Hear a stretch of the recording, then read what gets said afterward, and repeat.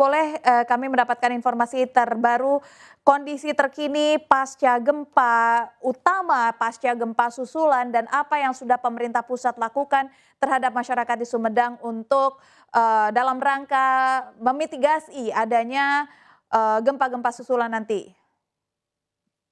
Ya, dapat kami sampaikan bahwa sampai tanggal 4 Januari ini, jadi sudah 5 hari ya, sejak tanggal 31 Desember, di Sumedang sudah terjadi 13 kali gempa.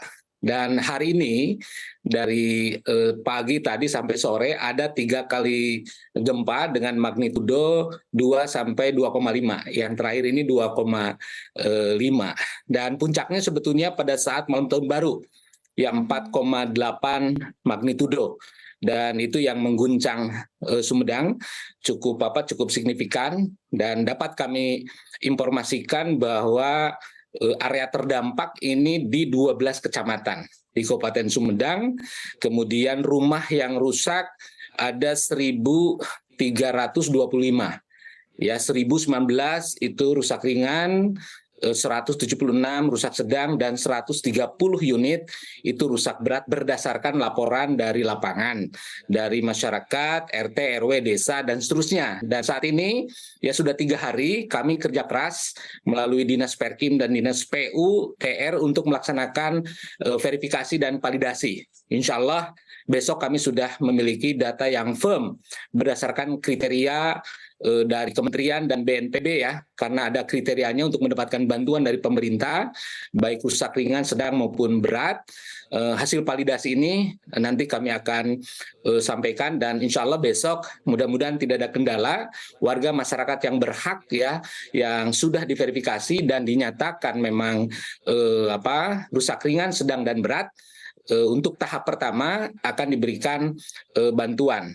Dana dari pusat sudah ditransfer ke rekening kami. Luar biasa, kami ucapkan terima kasih kepada Bapak Kepala BNPB, kepada Bapak Menteri PU. Beliau langsung turun ke lapangan, tentu lebih jauhnya kepada Bapak Presiden. Baik. Pemerintah pusat keren, ya, hari pertama turun, dan sekarang uang tahap pertama untuk masyarakat terdampak sudah ada di rekening kami, dan besok akan dieksekusi. Paling tidak baik Pak, akan langsung dieksekusi. Boleh kami ketahui Pak, jumlah bantuannya ini akan diberikan secara berkala atau memang satu kali langsung dalam jumlah besar? Dan bentuk bantuannya apakah uang tunai saja Pak, atau mungkin ada bantuan sembako juga yang diberikan oleh pemerintah, atau mungkin dalam bentuk lainnya Pak? Silahkan. Ya, sebelumnya dapat kami sampaikan bahwa pada hari pertama kami sudah menetapkan, ya, melalui keputusan Bupati, Sumedang dalam keadaan tanggap darurat bencana gempa untuk 7 hari, ya, sampai dengan tanggal 7 Januari 2024. Itu adalah dasar hukum kami untuk melakukan gerakan cepat.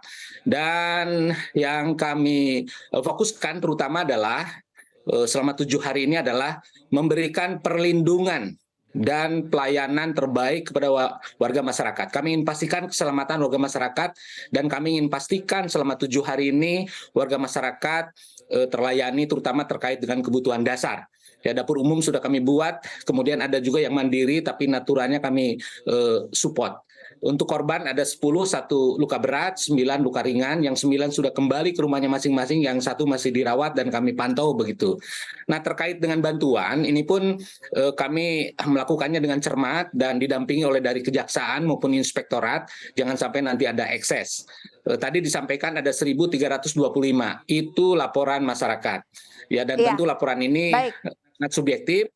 Ya, berdasarkan nanti keputusan Bupati, nanti kita akan berikan bantuan sesuai dengan ketentuan. Yang berat, yang rusak berat itu 60 juta, yang rusak sedang 30 juta, dan yang rusak ringan 15 juta. Dengan catatan sekali lagi memenuhi kriteria sebagaimana peraturan Menteri PU. Oke, Pak, kriterianya apa Pak? Maksudnya kalau kita melihat semua kondisi, semua masyarakat saat ini sedang menjadi korban, lantas apa yang menjadi kriteria untuk bisa menerima bantuan ini?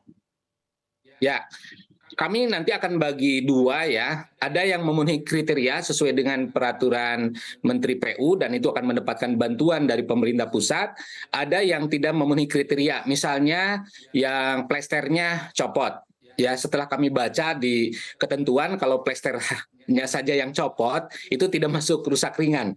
Jadi itu memang rusak tapi kategorinya bukan rusak ringan sebagaimana Permen PU ya. Nanti kami akan berikan stimulus bantuan dari Pemda Kabupaten Sumedang. Kami sudah menyiapkan dana BTT.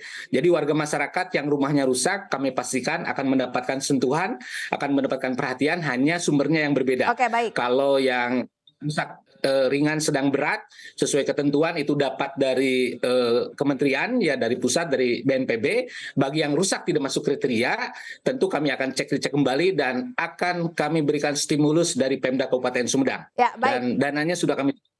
Baik Pak Herman, kami sudah paham poin yang disampaikan oleh Pak Herman. Dari 12 kecamatan yang terdampak, kecamatan mana yang paling parah Pak? Itu pertama. Dan kedua, kami ingin tahu untuk distribusi dana ini akan dicairkan secara dananya langsung atau memang akan di-convert atau digantikan terlebih dahulu ke bahan bangunan.